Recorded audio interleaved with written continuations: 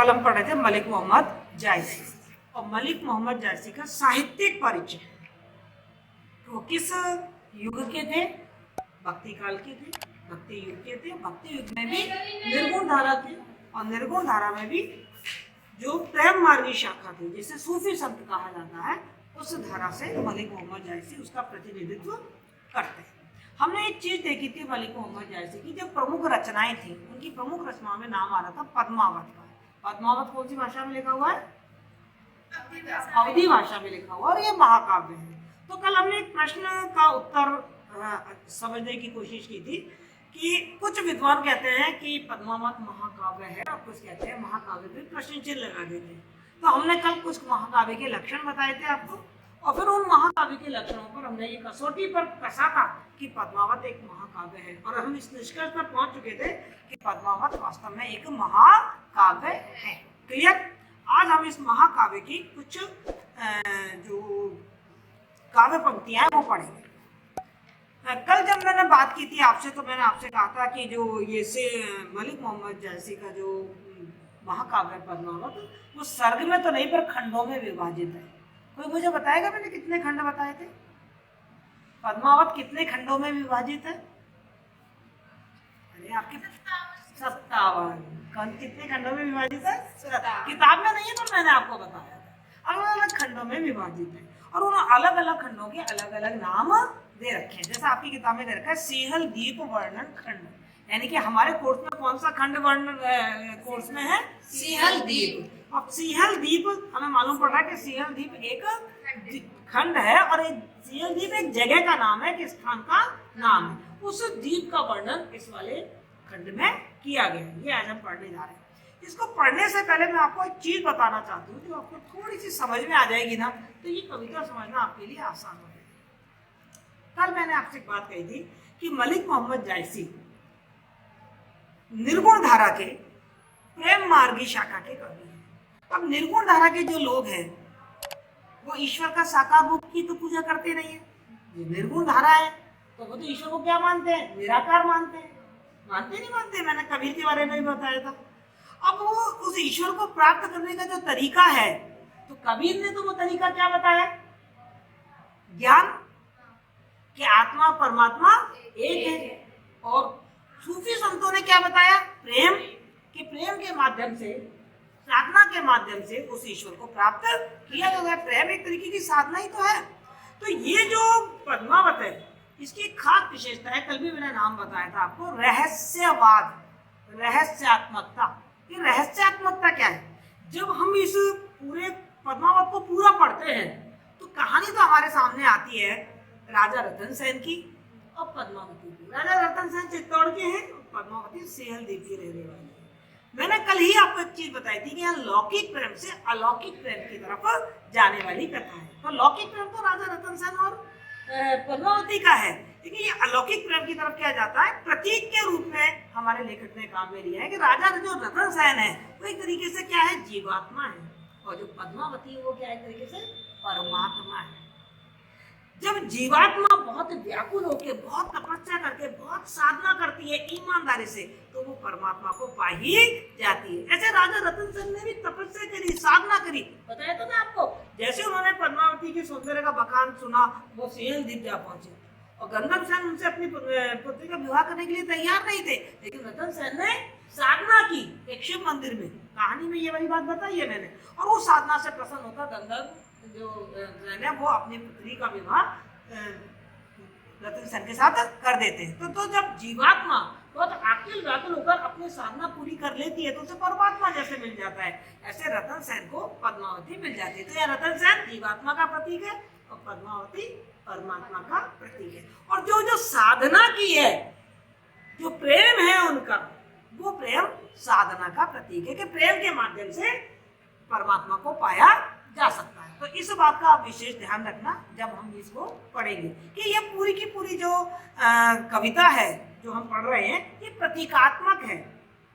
जैसे राजा रतन सेन ने आपको किसका प्रतीक बताया? जीवात्मा का। पद्मावती किसका प्रतीक है? ऐसे ये जम्बू द्वीप है ना, जो सीहल द्वीप की हम जो बात कर रहे हैं, जम्बू द्वीप में सीहल द्वीप की जो बात कर रहे हैं, जहां पर रानी पद्मिनी रहती है, वो जो सीहल द्वीप है, वो एक तरीके से मोक्ष मुक्ति की भूमि है। किसकी भूमि है?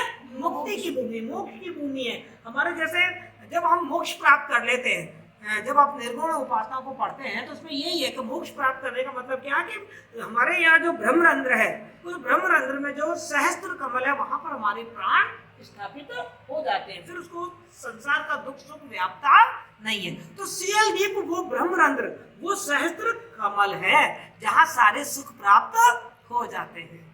और जिस तरीके से जो व्यक्ति मोक्ष को प्राप्त कर लेता है वो दोबारा धरती पे जन्म लेता है क्या?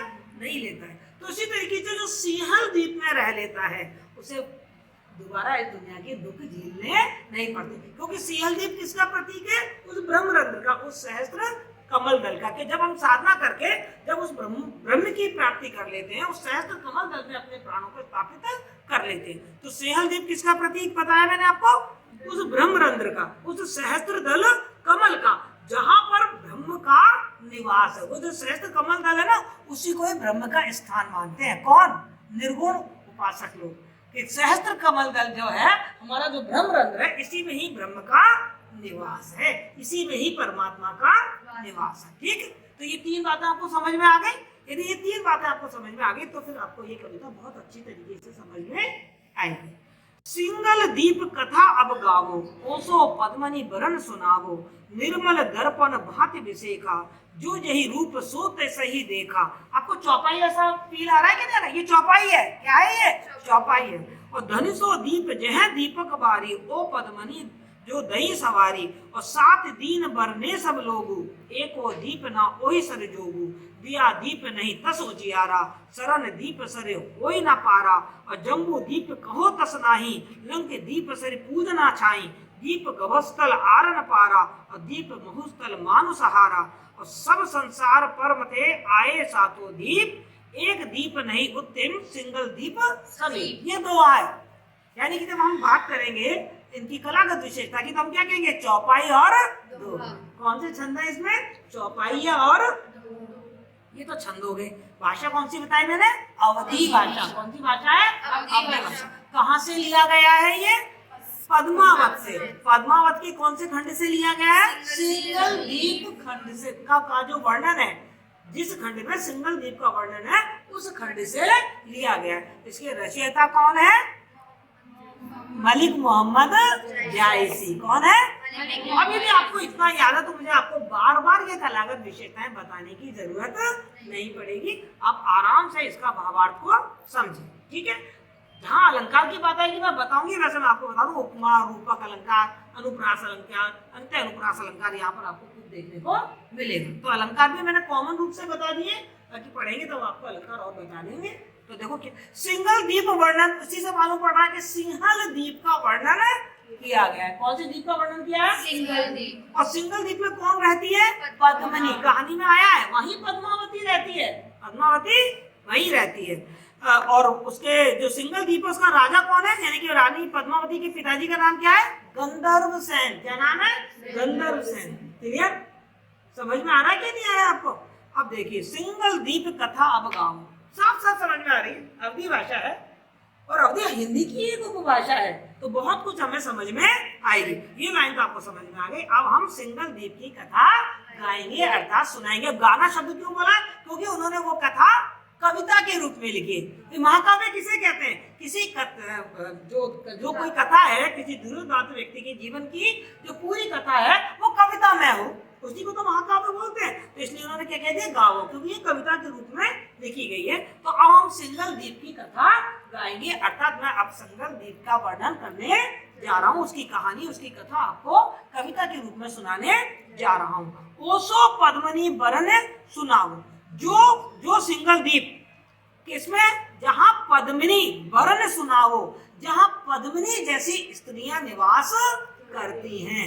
पद्मिनी नाम है वैसे एक लड़की का, लेकिन पद्मिनी का मतलब है ऐसी स्त्रियां जो कमलवत रहती हैं। अब कमल की काफी विशेषताएं होती हैं।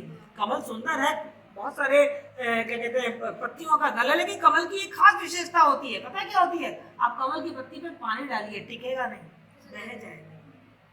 यानी कि उसको कोई सुख दुख व्यापता नहीं, वो संसारिक मोह माया से विरक्त रहता है। तो वो कहते हैं कि सिंगल दीर्घ कथा अब गावो ओसो पद्मिनी बरन सुनावो। और उसके साथ साथ मैं आपको रानी पद्मिनी का भी वर्णन सुनाऊंगा।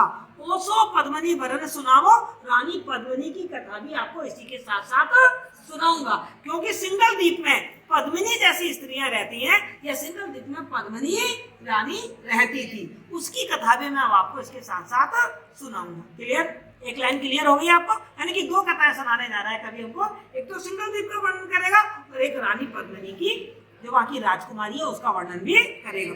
निर्मल दर्पण भांति विषय का, आप देखिए उपमा अलंकार आ गया जहां समानता बताई जाए। सिंगल द्वीप कैसा है?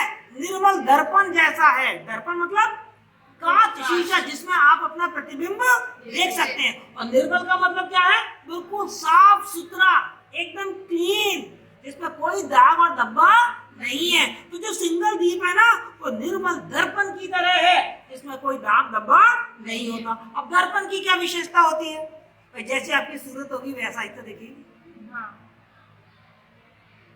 दर्पण अपनी तरफ से कुछ नहीं जोड़ता, जैसे आप हो वैसे ही आप दिखोगे। तो जो सिंगल द्वीप है ना, वो उसकी प्रकृति कैसी है? निर्मल दर्पण जैसी है।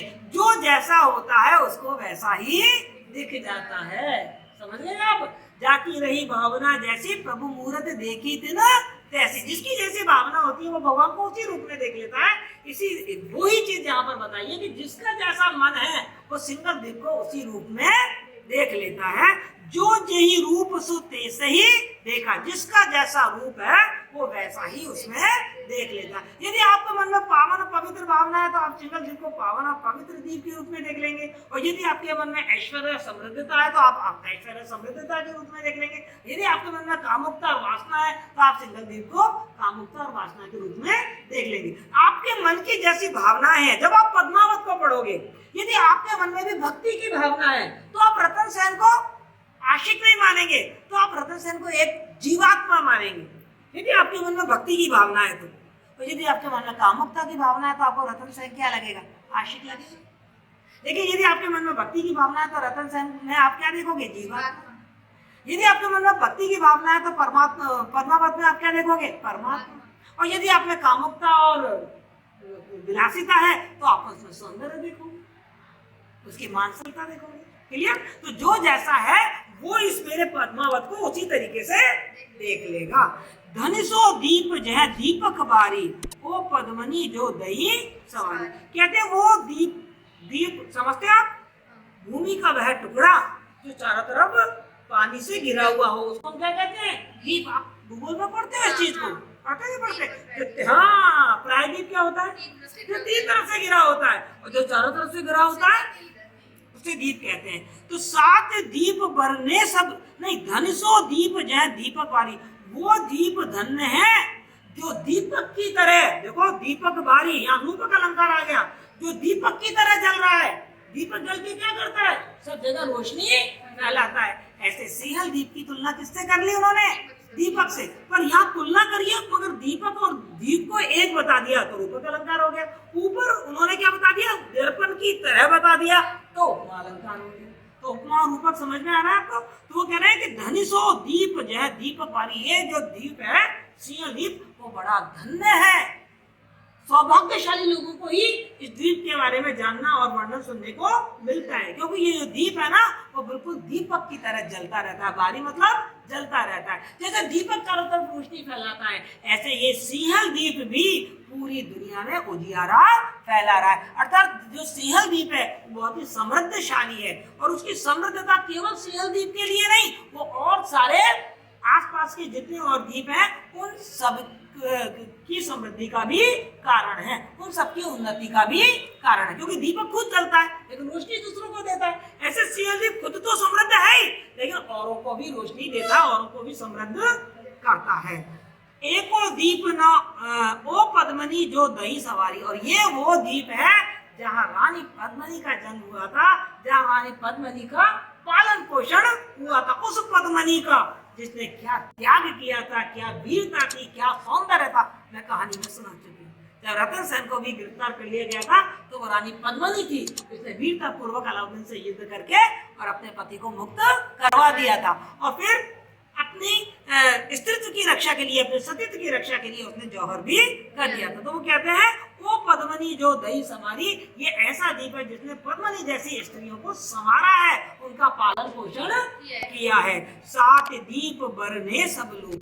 वो कहते हैं जब मैं इतिहास की बात करता हूँ, जब मैं भूगोल की बात करता हूँ, जब मैं और कहीं से ज्ञान प्राप्त करता हूँ, तो लोगों ने 7 दीपों का वर्णन किया है। कितने दीपों का वर्णन किया है? 7 दीप। 7 तरीके के दीप बताए हैं। एको दीप ना ओई सरजोगु, लेकिन सिंहल दीप जैसा कोई दीप नहीं है। दुनिया में 7 प्रकार के दीपों का वर्णन मिलता है। दीप मतलब आइलैंड। 7 प्रकार के हमें दीप मिलते हैं, लेकिन सिंहल दीप जैसा कोई दीप नहीं है। दिया दीप नहीं तस उजियारा। अब उसमें 6, एक तो सिंहल दीप की बात तो वो कर ही रहा है, और कौन से 7 दीप और है उनके नाम गिना रहा है। वो अपने उनसे तुलना कर रहा है। क्या कर रहा है? उनसे तुलना कर रहा है। हमेशा ध्यान रखो, जब हम किसी की किसी से तुलना करते हैं, तो जो किसी की तुलना करते हैं वो उपमेय होता है, किसी से तुलना करते हैं वो उपमान होता है। तो वो उपमेय को बहुत अच्छा बता देते हैं और उपमान को उससे घटिया बता देते हैं, तो वहां व्यतिरेक अलंकार होता है। कौन सा अलंकार होता है? तो दिया दीप नहीं तस उजियारा।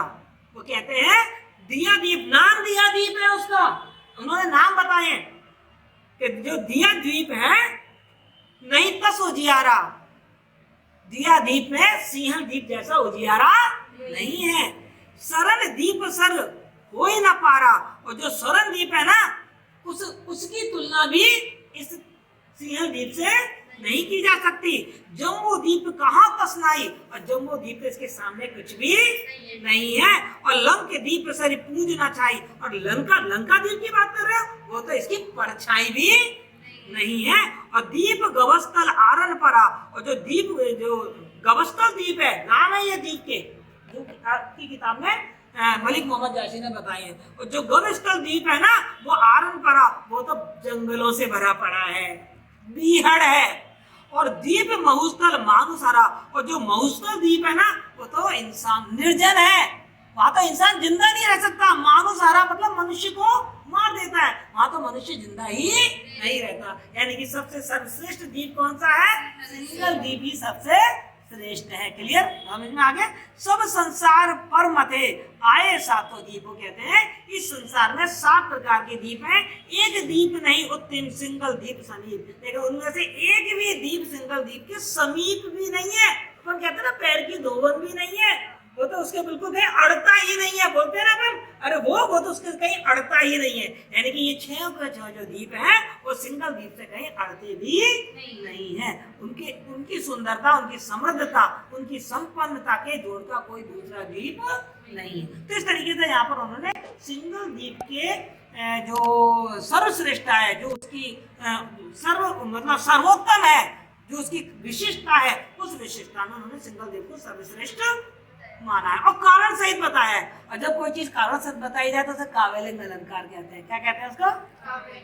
उपमा अलंकार है, रूपक अलंकार है, व्यतिरेक अलंकार है। अनुप्रास अलंकार तो मिलेगा ही मिलेगा, अंत अनुप्रास अलंकार भी मिलेगा ही मिलेगा जब दोहा है तो, है ना। और साथ ही साथ काव्यलिंग अलंकार भी है। छंद क्या है? चौपाई और दोहा। भाषा कौन सी है? अवधी भाषा। कोई दिक्कत?